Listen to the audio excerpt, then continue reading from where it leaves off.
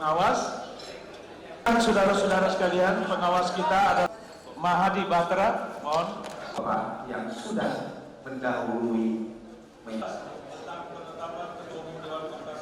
Ketentuan tersebut serta akan melaksanakan ketentuan kepada Bapak Ketua Umum Dewan. Saya bersumpah Demi Allah saya bersumpah bahwa saya dan anggaran rumah tangga anggaran dasar dan anggaran rumah tangga serta Jadi dalam rangka regenerasi dunia Polisi Indonesia juga sekaligus antisipasi kita untuk 4.0 era digitalisasi, maka kepengurusan DPP 2019-2024 akan didominasi kaum milenial 60%, 40% yang berumur 55 tahun ke atas, 55 tahun ke bawah itu akan didominasi oleh kaum muda, kaum milenial. Berarti porsi ekonomi kreatif